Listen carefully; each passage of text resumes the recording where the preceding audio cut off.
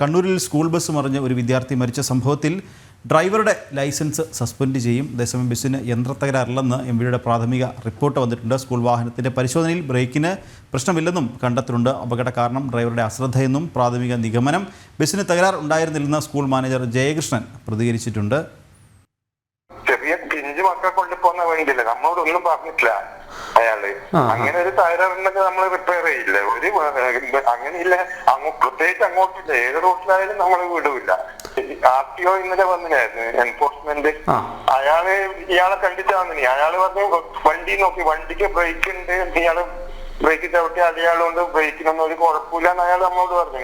അതുപോലെ ഇയാള് പിന്നെ തലേന്ന് എന്നാണ് പിന്നെ ന്യൂ ഇയറിന്റെ 1 മണി 2 മണി വരെ എല്ലാം ആഘോഷിച്ചിനെല്ലാം RTO പറയുന്നുണ്ടായി.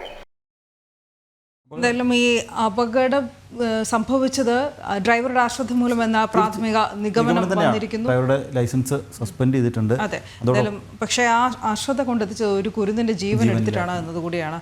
വിദ്യാർത്ഥി നേദ്യ എസ് രാജേഷിന്റെ സംസ്കാരം ഇന്ന് നടക്കും.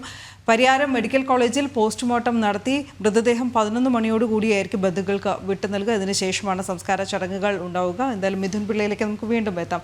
മിഥുൻ, ഈ വാർത്തയുടെ വിശദമായ റിപ്പോർട്ട് ആവശ്യമാണ്. അതിൽ ഏറ്റവും പ്രധാനം ഡ്രൈവറുടെ അശ്രദ്ധ എന്ന് പറയുമ്പോൾ ഇന്നലെ പുറത്തു വന്ന വാർത്ത നിഖിൽ നേരത്തെ ചൂണ്ടിക്കാട്ടിയിരുന്നു. അതായത് ഈ ഒരു അപകടം നടക്കുന്നതിന് സെക്കൻഡുകൾക്ക് മുൻപ് അദ്ദേഹം വാട്സപ്പിൽ സ്റ്റാറ്റസ് ഇട്ടിരുന്നു എന്നുള്ള വാർത്തയാണ്. അതായത് അപകടത്തിന് സെക്കൻഡുകൾക്ക് മുൻപ് മാത്രമാണ് അദ്ദേഹം വാട്സപ്പിൽ സ്റ്റാറ്റസ്, അതായത് ഈ ഒരു അപകടം നടന്ന സമയത്ത് ഡ്രൈവർ മൊബൈൽ ഉപയോഗിച്ചിരുന്നു എന്നുള്ളത് അതിൽ നിന്ന് വ്യക്തമാണ്. എന്തായാലും അപകടത്തിൻ്റെ ദൃശ്യങ്ങളൊക്കെ, അതിൻ്റെ CCTV ദൃശ്യങ്ങളൊക്കെ ഇന്നലെ പുറത്തു വന്നിരുന്നു. അത്യന്തം നമ്മളെ ഞെട്ടിക്കുന്ന രീതിയിലുള്ള ദൃശ്യങ്ങളാണ്. കാരണം ആ ഒരു സ്കൂൾ വാഹനം നിയന്ത്രണം വിട്ട് ഒരു മറിയുന്ന, തലകീഴായി മറിയുന്നു. ആ ഒരു ദൃശ്യങ്ങളൊക്കെ ഇന്നലെ പുറത്തു വന്നതാണ്. എന്തായാലും മിഥുൻ ചേരുന്നുണ്ട്. മിഥുൻ, എന്തായാലും നമ്മൾ ഈ ദൃശ്യങ്ങൾ കാണുന്നത് ഒരു അപകടത്തിൻ്റെ ദൃശ്യങ്ങളായിരുന്നു.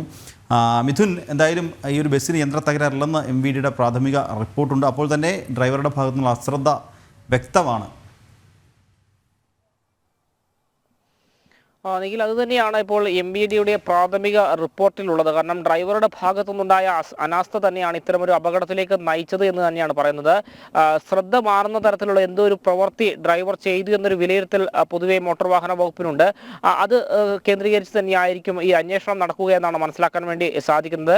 ഡ്രൈവറുടെ ഭാഗത്ത് നിന്ന് അനാസ്ഥയുണ്ടായെന്ന് കണ്ടെത്തിയതിൻ്റെ പശ്ചാത്തലത്തിൽ തന്നെ ഇയാളുടെ ലൈസൻസ് സസ്പെൻഡ് റദ്ദ് ചെയ്യാൻ ഈ ശുപാർശ നൽകുമെന്ന് നമുക്ക് മനസ്സിലാക്കാൻ വേണ്ടി സാധിച്ചിട്ടുണ്ട്.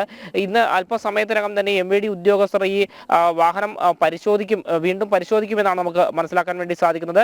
എൻഫോഴ്സ്മെന്റ് RTOയുടെ നേതൃത്വത്തിലുള്ള സംഘമായിരിക്കും ഈ ഒരു പരിശോധനയ്ക്ക് നേതൃത്വം നൽകുക. അതേസമയം ഈ വാഹനത്തിന് എന്തെങ്കിലും തരത്തിലുള്ള തകരാറുണ്ടായിരുന്നു എന്ന കാര്യം ഈ ഡ്രൈവർ സ്കൂളിനെ അറിയിച്ചിരുന്നില്ല എന്നാണ് ജിന്മയ സ്കൂളിന്റെ മാനേജറായ ജയകൃഷ്ണൻ അല്പസമയം മുമ്പ് നമ്മോട് വ്യക്തമാക്കിയത്. അഥവാ എന്തെങ്കിലും തകരാറുള്ള കാര്യം ഡ്രൈവർ തങ്ങളെ അറിയിച്ചിരുന്നെങ്കിൽ കൃത്യമായി നന്നാക്കേണ്ട പരിപാടികൾ ചെയ്തേനെ. കാരണം കുഞ്ഞു കുട്ടികൾ യാത്ര ചെയ്യുന്ന ബസ്സാണ്. കൃത്യമായി മാനേജ്മെന്റ് ഇടപെട്ട് അതിൽ കാര്യമായ ഇടപെടലുകൾ നടത്തി വാഹനം നന്നാക്കേണ്ട കാര്യങ്ങൾ ചെയ്തേനെ. എന്നാൽ ഡ്രൈവറുടെ ഭാഗത്ത് നിന്ന് യാതൊരു തരത്തിലും ഇത്തരത്തിലൊരു പരാതി ഇതുവരെ ഉയർന്നില്ല. ഈ അപകടത്തിന് ശേഷം മാത്രമാണ് ഇത്തരമൊരു പരാതി ഇയാളുടെ ഭാഗത്തു നിന്ന് ഉണ്ടാകുന്നതെന്നും ഈ മാനേജർ പറയുകയുണ്ടായി. മറ്റൊന്ന്, ഈ അപകടത്തിൽ മരിച്ച നേദ്യ എസ് രാജേഷിന്റെ സംസ്കാര ചടങ്ങുകൾ ഇന്ന് ഉച്ചയ്ക്ക് 2 മണിയോടുകൂടി നടക്കുമെന്നാണ് നമുക്ക് മനസ്സിലാക്കാൻ വേണ്ടി സാധിക്കുന്നത്. നിലവിൽ പരിയാരം മെഡിക്കൽ കോളേജ് മോർച്ചറിയിൽ മൃതദേഹം സൂക്ഷിച്ചിരിക്കുകയാണ്. 11 മണിയോടുകൂടി തന്നെ പോസ്റ്റ്മോർട്ടം നടപടികൾ പൂർത്തിയാക്കി മൃതദേഹം ബന്ധുക്കൾക്ക് വിട്ടു നൽകും. തുടർന്ന് നേദ്യ പഠിക്കുന്ന കുറുമാത്തൂരിലെ ചിന്മയ വിദ്യാലയത്തിൽ മൃതദേഹം പൊതുദർശനത്തിന് വയ്ക്കും. ശേഷമായിരിക്കും സംസ്കാര ചടങ്ങുകൾ നടക്കുക എന്നാണ് നമുക്ക് അറിയാൻ സാധിച്ചിരിക്കുന്നത്.